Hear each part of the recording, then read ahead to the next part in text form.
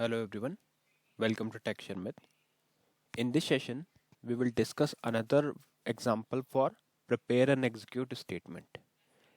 In our previous session, we discussed how we can perform the data deletion through prepare and execute statement.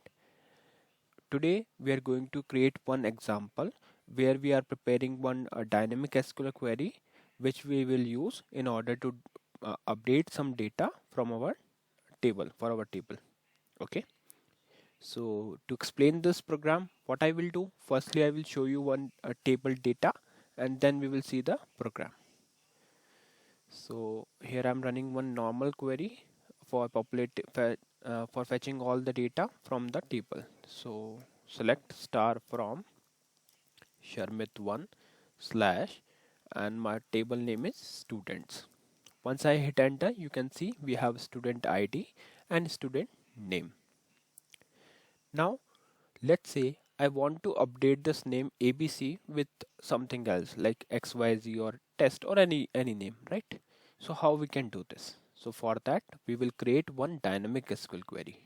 So once it is created, then we can use the same program in order to update this data or maybe this data.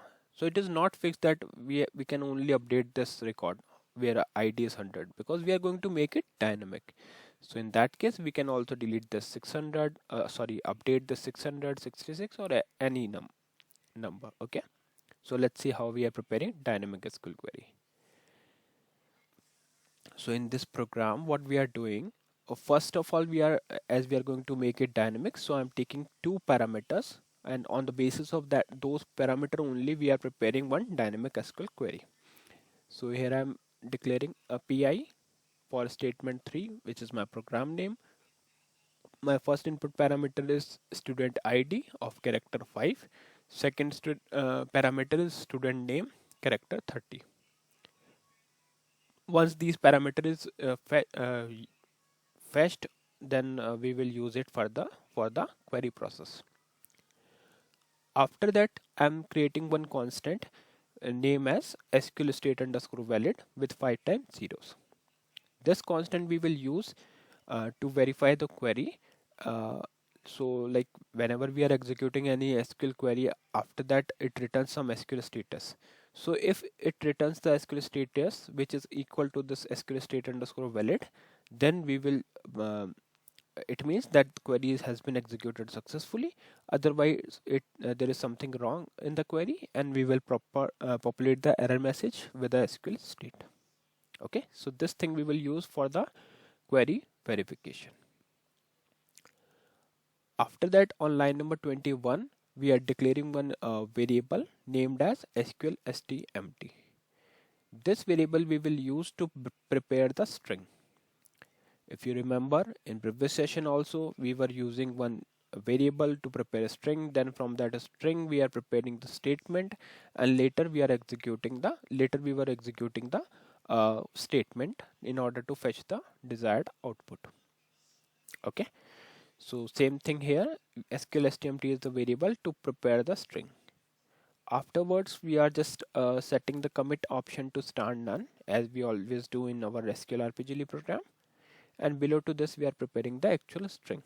So you can see we are preparing string like this: update Sharmit1, which is my library name, slash table name students, set student name, then there is a space, and which is very important, right? In previous session also we learned this, like there should be a proper spacing in between so that there is nothing overlapping or concatenating. Okay, so one extra space. Then we are providing the placeholder question mark where student ID equal another placeholder question mark.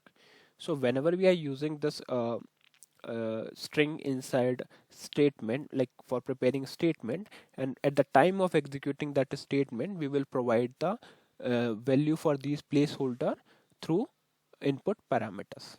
Okay, so by using input parameter we are not hard coding anything, we are just taking the values from the user as per their requirement, and then accordingly we are updating the record. Now how we can verify this whether it is prepared properly or not? So best trick is to copy to verify this is just copy this portion, go to strSQL screen, Here just write, just replace this question mark with your desired value. Let's say I want to change name to testing.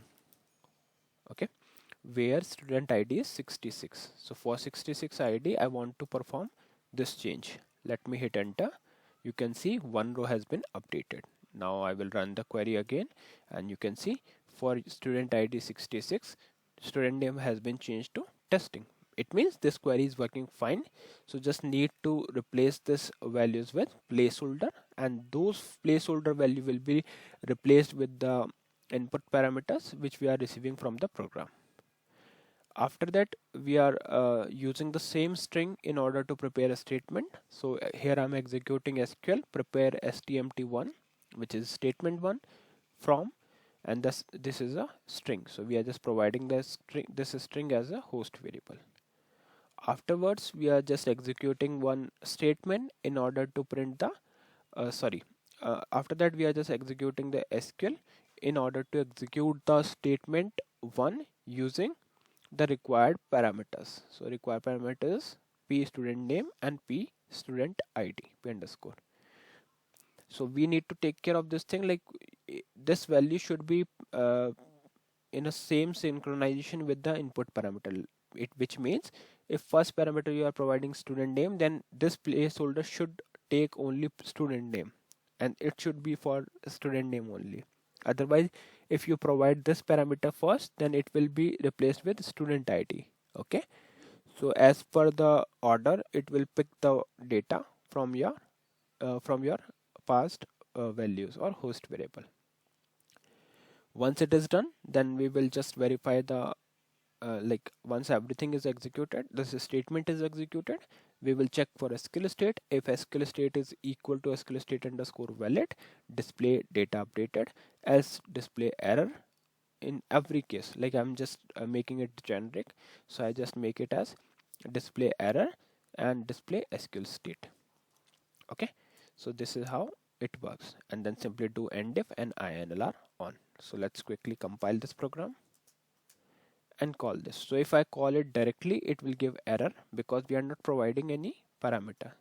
So for that, I will just take F4 here and provide plus icon here because I want to provide two parameters, and then you can provide ID. So I'm passing ID as 66 and name I will make it as Sharmit 66. Okay, and hit enter. So once you hit enter 2 times, it will show. Press F10 to show the message. F10 again. You can see it is showing this data updated, and this is just a garbage value for exclamation mark. That doesn't matter, right? So let's verify whether we have updated the data or not. So hitting enter on this query, you can see for student ID 66, record has been updated to Sharmit-66. Okay. Now thing is that we can use the same program again with different value. That's why we have made it as a dynamic, right? So let me show you that. Plus, and here I will write ID as 100, and here I will write Sharmit hyphen 100 and hitting enter. Hitting enter again, pressing F10, F9, F10 again. You can see data updated. Now check the data in query. In query also it is updated, and now the student ID 100 has been changed. Student name for student ID 100 has been changed to Sharmit hyphen 100. It means the program is working perfectly. So overall, what we need to take care of for this kind of updation, firstly we need to take some input parameters based on which we will perform the dynamic SQL query, and then we need one string.